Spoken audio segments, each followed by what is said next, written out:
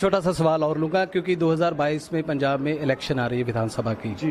तो कहीं ना कहीं लोग ये समझते हैं कि बाबा साहेब बीएसपी से कनेक्टेड थे या बीएसपी बाबा साहेब के नाम का इस्तेमाल तो करती है मगर कहीं ना कहीं वो पावर में आने से पीछे रहते हैं। उसका क्या कारण समझते हैं या आप क्या कहना चाहेंगे उस पर? देखिए, एक तो आज हमारे पास मीडिया हमारे हाथ में नहीं, दिन भर 2400 घंटे ये पूरा ब्राह्मणिकल मीडिया मोदी मोदी मोदी मोदी करता रहता है या फिर राहुल गांधी को दिखाता है। यानी राहुल गांधी और नरेंद्र मोदी के अलावा देश में तीसरा नेता ही नहीं है। तो ऐसे हालातों में हम लोगों को अपना मीडिया बनना होगा। आज हमारी विचारधारा की पार्टी देश में कौन सी है? क्या कोई पार्टी जो जिसे हम बोल सके कि ये बहुजन विचारधारा की है, बाबा साहब के विचारधारा की है या बुद्ध के विचारधारा की है, गुरु रविदास जी के विचारधारा की है?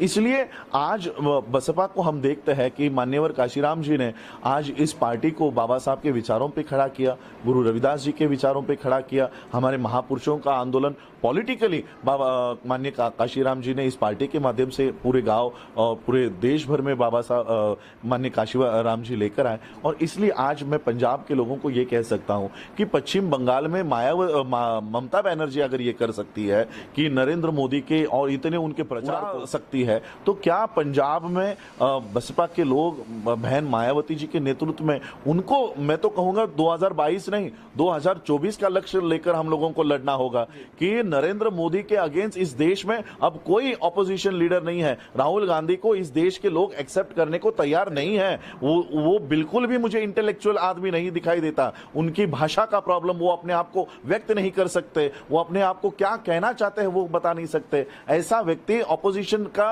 या देश का लीडर बन ही नहीं सकता। और इसलिए मोदी को अगर कोई रोक सकता है तो वो बहन मायावती जी रोक सकती है। इसलिए हम लोगों को 2022 नहीं 2024 का टारगेट लेकर चलना है कि अगर आप नरेंद्र मोदी को आपकी बार मोदी सरकार के माध्यम से प्राइम मिनिस्टर कैंडिडेट घोषित कर सकते हो, तो हमें आज से काम पे लग जाना चाहिए कि हमारी बहुजन नेता ये पीएम कैंडिडेट होकर हमको वैसे काम करना चाहिए। दिल्ली में जैसे कार्यकाल चल रहा है केजरीवाल जी का, तो क्योंकि वो शिक्षा और सेहत पे ध्यान दे रहे हैं, तो क्या पंजाब के लिए भी कुछ ऐसा होना चाहिए? देखिए, होना तो सभी चाहिए। देश का संविधान ये कहता है, शिक्षा का अधिकार आर्टिकल 21C ने दिया हुआ है कि शिक्षा इस देश के स्टेट्स की जिम्मेदारी होगी।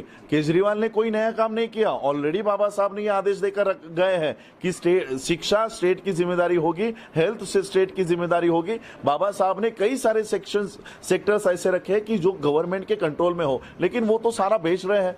तो इसलिए चाहूंगा कि शिक्षा, जब आप न्यू एजुकेशन पॉलिसी बनाई गई है जहां पर रिलायंस, अंबानी, ऑक्सफोर्ड, कैम्ब्रिज ऐसे स्कूलों को मान्यता दी जाएगी, ऐसे स्कूलों को मान्यता देने के बजाय शिक्षा ये कंप्लीटली गवर्नमेंट का रोल होना चाहिए, स्टेट गवर्नमेंट का रोल चाहिए। इसमें प्राइवेट प्लेयर्स को एंट्री बंद कर देनी चाहिए। शिक्षा कंप्लीटली स्टेट गवर्नमेंट का रिस्पॉन्सिबिलिटी होना चाहिए। ये बाबा साहब लिख कर गए हैं, उसको सिर्फ हमको इंप्लीमेंट करना है।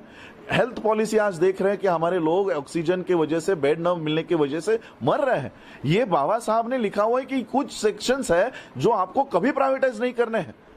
तो ये प्राइवेटाइजेशन के नाम से पूरे संविधान को खत्म कर रहे हैं। तो मैं यही चाहूंगा कि सिर्फ केजरीवाल कर रहे हैं ऐसा नहीं, देश का संविधान, जो कोई भी पार्टी सत्ता में आएगी उस पार्टी को ही हमको सत्ता में लाना है जो संविधान का इंप्लीमेंटेशन करे।